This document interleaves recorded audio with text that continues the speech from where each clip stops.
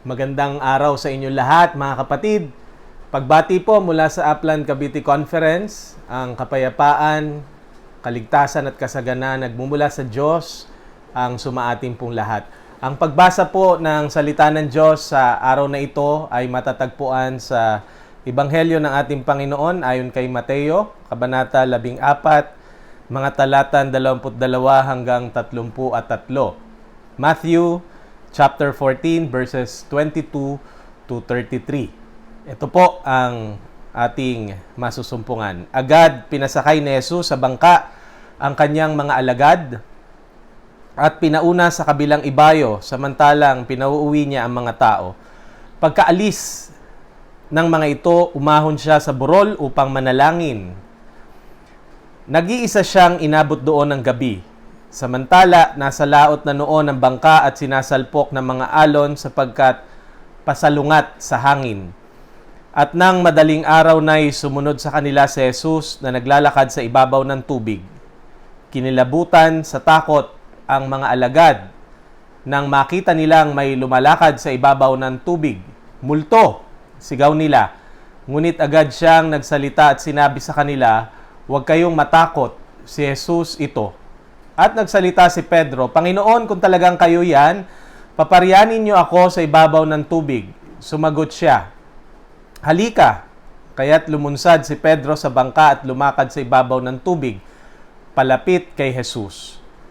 Ngunit nang mapansin niya ang hangin, siya'y natakot at nagsimulang lumubog. "Sagipin ninyo ako, Panginoon," sigaw niya. Agad siyang inabot ni Jesus. "Napakaliit ng iyong pananalig." Sabi niya kay Pedro, "Bakit ka nag-alinlangan?" Pagsakay nila sa bangka, tumigil ang hangin at sinamba siya ng mga nasa bangka. "Tunay na kayo ang anak ng Diyos," sabi nila. Pinagpala na po tayo ng Diyos sa pagbasa at pakikinig ng kanyang mga salita.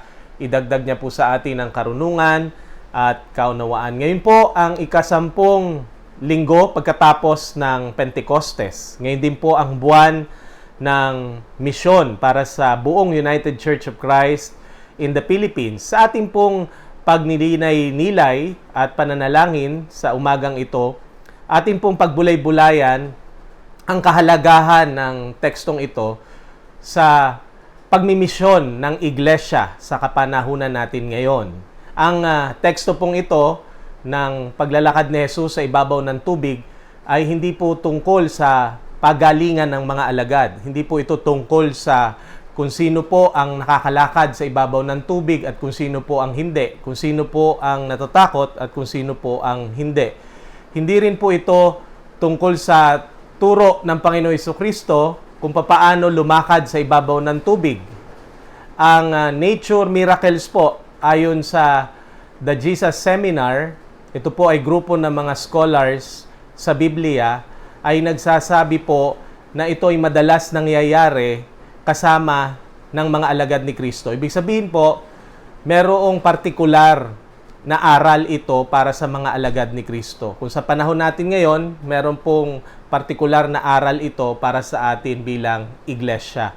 Lalo tigit sa ating pagmimisyon. Yung pong mga healing ng illnesses, diseases, at yung pong exorcism, yan naman po ay madalas ginagawa ni Jesus sa mga tao na nakakasalubong niya sa daan. Kaya mapapansin po natin talaga na magkaiba yung purpose ng mga miracle stories ng ating Panginoong Hesukristo. Kung tungkol po ito sa pagmimisyon ng iglesia, ano po ang aral nito para sa atin sa umagang ito? Ang una po, pinapakita rito yung pagmimisyon ng iglesia kung kasama si Jesus. Kung pinangungunahan ni Jesus ang ating misyon, meron po itong resulta na ang pagmimisyon ng Panginoong Jesucristo ay pagmimisyon na buo o komprehensibo. Ibig sabihin po mga kapatid, saklaw nito o sakop nito ang iba't ibang aspeto at larangan ng buhay ng tao at ng lipunan. Ibig sabihin po, yung socio, political, economic, and cultural aspect ng pamumuhay ng tao at pamumuhay ng komunidad. Dahil po, according sa mga scholars sa Biblia, Yun daw pong Sea of Galilee o yung Lake of Galilee, ito daw po ay microcosm ng mundo. Ibig sabihin, inihahalin tulad po o ikinukumpara ang Sea of Galilee, ang Lake of Galilee sa mundo natin, sa kalakhan nito. So lahat ng aspeto, lahat po ng mga tungkol sa buhay natin, lahat ng detalye sa buhay ng tao at sa buhay ng komunidad ay abot ng misyon ng ating Panginoon Kristo. Kaya nung siya po ay lumakad sa ibabaw ng tubig, pinapakita po doon mga kapatid yung saklaw at sakop ng kanyang pagmimisyon. Ibig sabihin, yung kabuuan ng buhay ng tao, yung kagalingan ng buhay ng tao. Hindi lamang po sasabihin natin yung spiritual na aspeto ang tututukan ng misyon ng Panginoon Kristo, kundi po lahat sa buhay natin. Lalo tigit, ang konteksto po nito ay nung panahon ni Herodes Antipas, na kung saan meron pala po siyang factory ng paggawa ng asin. Meron po siyang factory ng pagbuburo ng mga isda at meron po siyang factory doon ng pagtutuyo ng isda o pagdadaing.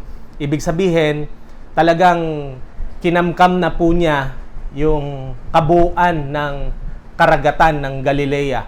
Kaya lahat po ng ginagawa ng mga mangingisda doon ay meron pong bayad. Kailangan muna nilang magbayad ng buwis kung gusto nilang mamangka, manghuli ng isda. May buwis ang bangka, may buwis ang kanilang lambat, at may buwis ang panguhuli ng isda. Kaya ho, kawawang-kawawa talaga ang mga mangingisda ng panahon ng ating Panginoon Kristo. Pero pinili ng ating Panginoon Kristo na makisalamuha at magministeryo sa kasama ng mga alagad. Sa katunayan, ang kanyang mga unang alagad na tinawag ay mga mangingisda. Yun po ang una, mga kapatid. Gusto ng Panginoon na sa ating pagmimisyon ay buo, komprehensibo.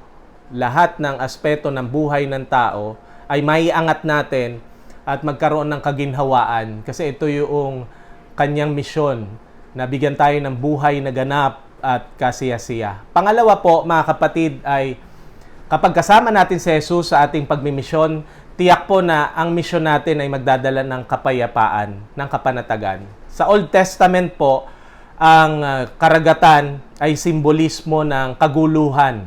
Ito po ay kinakatakutan. Marami pong uri ng mga bagay na nagdudulot ng takot ngayon sa ating lipunan. Nandyan din po yung Anti-Terror Act at iba't iba pang uri ng mga elemento na naghahasik ng takot sa buhay natin. Pangamba, katulad nitong COVID-19 killer virus. Napakarami po. Pero sinasabi po yung paglakad ni Jesus sa ibabaw ng tubig ay nagpapahayag na ang pagmimisyon ng Panginoon Kristo ay nagdadala ng kapayapaan. Nasa ilalim niya, nasa ilalim ng kanyang mga paa ang mga kinakatakutan natin. Ang mga bagay na nagdudulot ng kaguluhan sa buhay natin. Siya ay naparito para bigyan ng kaayusan ang buhay natin. Siya ay naparito para pawiin ang mga takot natin. Kaya dapat ang misyon natin, ang misyon ng iglesia, ay nakakapagpapawi ng alalahanin, nakakapagpapawi ng takot at mga pangamba ng tao. Yan po ang mensahe sa atin. Nagmimisyon tayo para magdulot ng kapayapaan sa ating kapwa, sa ating pamayanan, sa ating lipunan. Yan din po ay nagpapahiwatig na merong kailangan tawirin. Merong gap na kailangan po na atin pong magdulot ng tulay, no? Magbuo tayo ng tulay. Yung pong gap sa pagitan ng mayaman at mahirap ay palawak ng palawak sa ating lipunan ngayon. Ang misyon natin mga Kristiyano ay kung paano natin i-bridge yung gap na yan. Mga kapatid, yan ay bahagi ng misyon natin bilang mga Kristiyano, bilang iglesia. At panghuli, kung nagmi-mission tayo at kasama natin si Kristo, tiyak mga kapatid na hindi tayo lulubog. Katulad ni Pedro, pinakita doon sa tagpong yon nung out of focus na po si Pedro at natakot siya dahil sa naramdaman niya ang malakas na hangin, ay lumubog po siya. At hindi niya alam kung saan siya pupunta. Pero kung kasama natin si Kristo sa ating pagmimisyon, tiyak po na hindi lulubog ang iglesia.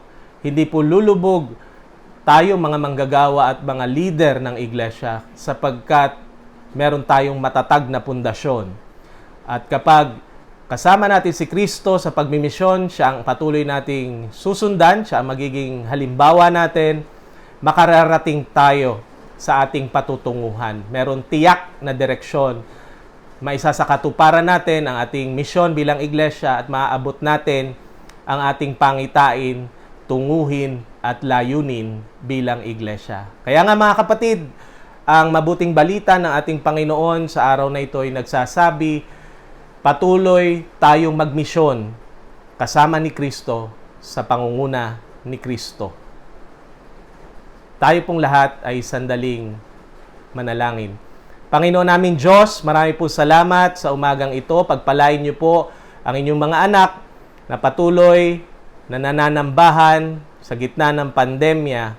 Patuloy kami, O Diyos, palakasin mo, patatagin mo, bigyan ng buhay at mga biyaya upang maipagpatuloy namin ang misyon ni Kristo na maitatag ang kanyang kaharian ng pag-ibig, katarungan at kapayapaan. Samahan mo po kami, Panginoon, sa lahat ng aming mga gawain. Ilayo mo kami sa sakuna, aksidente at mabibigat na karamdaman dito po sa sakit, sa virus na COVID-19. At patuloy, O Diyos, na abutin mo ng iyong mapagpala, naghihimala, nagliligtas na mga kamay ang iyong mga anak, saan man sila ngayon naroroon. At igawad mo po ang iyong pagpapala. Pagpalain kayo ng Diyos at ingatan kayo. Lingap ng Diyos ang kanyang mukha sa inyo at mahabag sa inyo. Paliwanagin ng Diyos ang kanyang mukha sa inyo at bigyan kayo ng kapayapaan mula ngayon at magpasawalang hanggan. Amen.